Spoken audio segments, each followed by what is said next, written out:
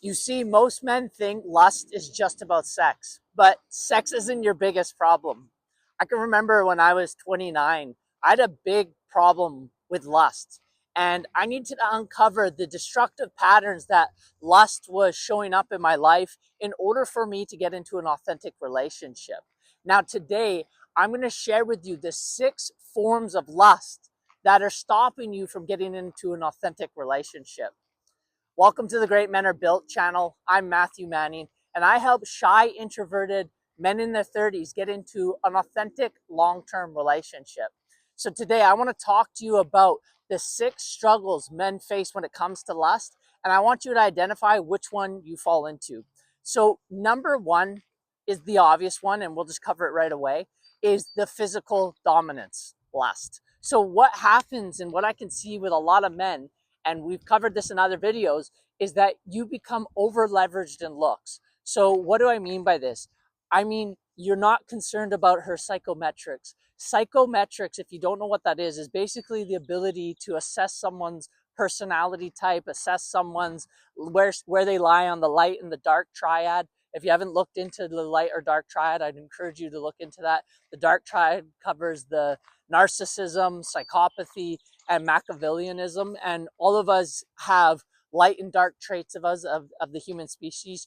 Highly look into this. You could also look at the Myers-Briggs stuff. These are just kind of overviews. You want to get deeper, and I would encourage you, as you're a man on this journey, you're going to want to get into psychometrics, but that's the thing that most men leave out.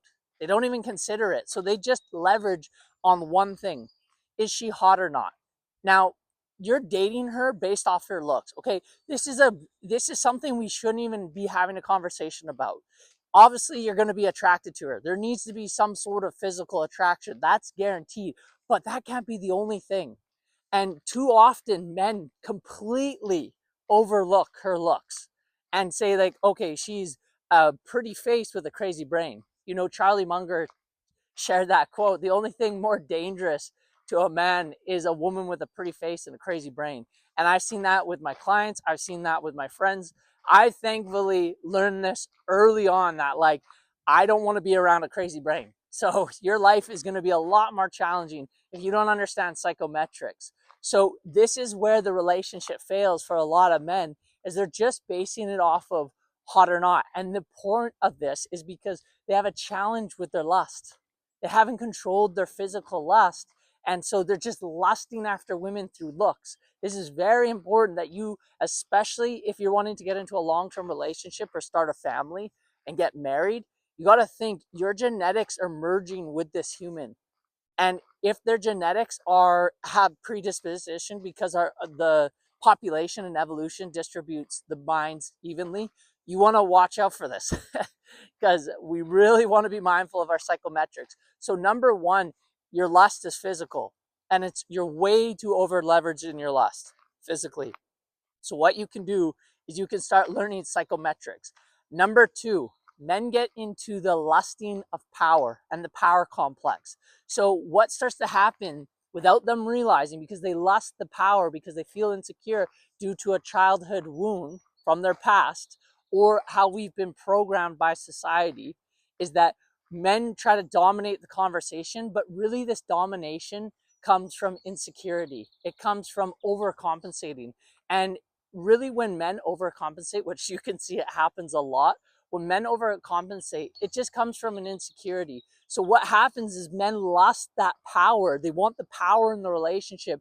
They want to feel like a man in order to feel in power. But what this is this is really just coming from a form of lust, and it's coming from an insecurity. So what we want to do is we want to be able to pick up on that manipulation, because that's really important to be able to tune into, to understand that you don't need to manipulate her, you don't need to trick her, vice versa. You don't want the reverse coming back on you, but this can be very powerful in a relationship to be able to understand and not be insecure, because when you have levels of insecurity in your relationship, it's really not going to manifest that well, and it's going to be that healthy, right? So this is one of the next levels of lust that men get trapped into. Number 3, men become wealth obsessed. So what starts to happen is when men get too focused on money, they They see that as a form of their way to, in order to get attraction in a relationship. And here's the thing, money is important. Money is really, really important. It really is. Okay. It plays a lot. They say that 70% of relationships end because of money. So it's important that you have money. But if you need money to feel secure, that means you're lusting after money. And that's really important to understand, that you don't need to have money to feel worthy. Okay. I can tell you this from visceral experience. Some of the times I was the most broke is when I had got the most women, because I didn't leverage that my looks or my security came off of being someone that's rich or needed money to feel secure. And I've seen this time and time again with my clients. I've seen it with friends as well. As soon as they lose all their money, they lose all their confidence.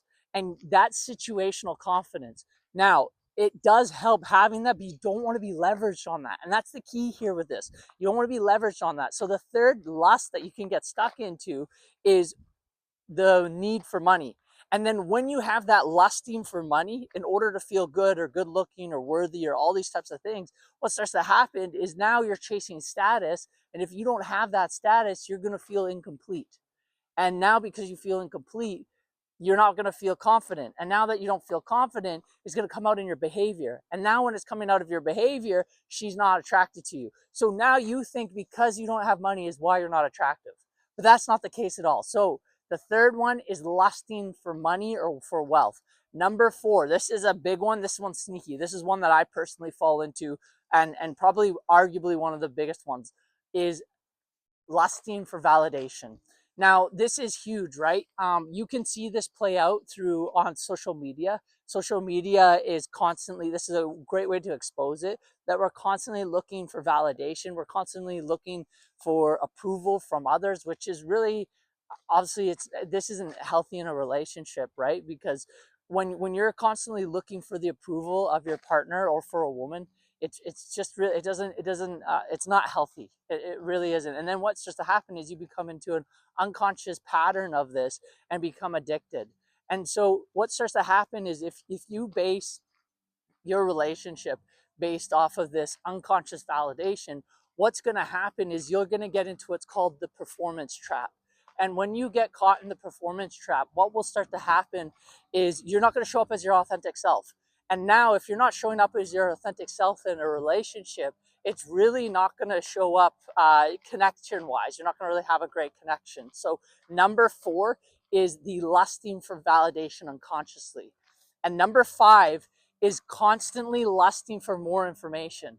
And you're doing this without action. Okay. So you're constantly like, oh, I got to need to know more, know more, know more. I got to learn the perfect line. I got to understand how women attraction works.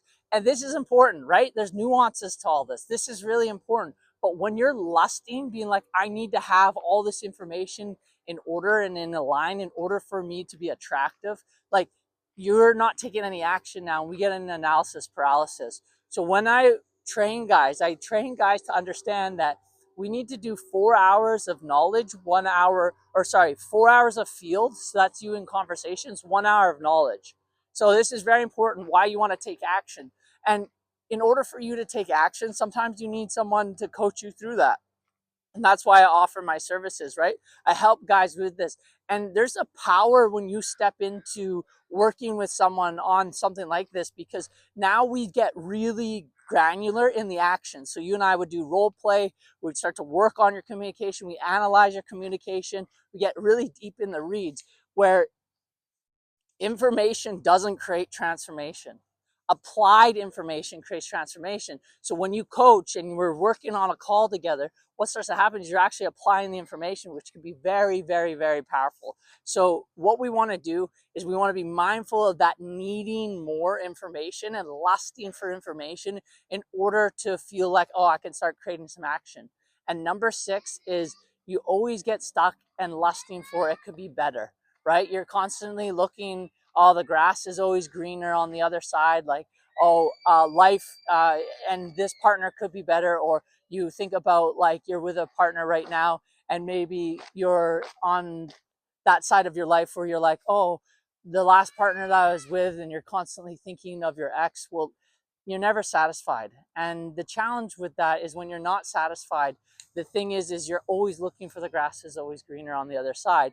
And this is this lust that comes in, which doesn't allow you to feel complete in your relationship or the person you're talking to. So this is really important to understand and design your life around the way where you don't get stuck into what's called the lusting trap, right?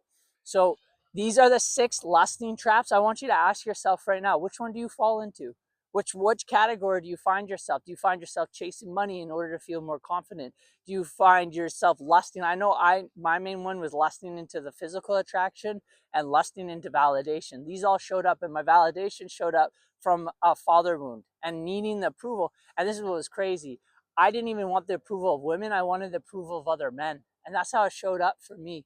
So this stuff runs deep. So if we can get clear on where lust is running us, now from that point, we can be conscious of it and make changes. So I also realized I needed to shift my physical lust because I was all based on physical when I was living in Las Vegas, that I went for a year celibate and I wanted to study the lust that was inside of me. I didn't want to be ran by it anymore. I know a lot of you struggle with the online internet lust, and that can be very challenging. And what starts to happen is that desensitizes your mind to being uh, satisfied with certain relationships and with your partner and these types of things. So we have to kind of cleanse our consciousness. This is very important if you want to get into a long-term relationship.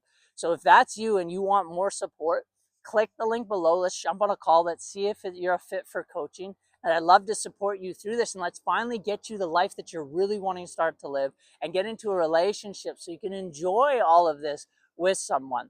So, and finally, leave a comment below. Let me know which lust pattern you find yourself in. Which one do you struggle with the most? And I'd love to hear from you. All right, with that, take care and have a wonderful rest of your day.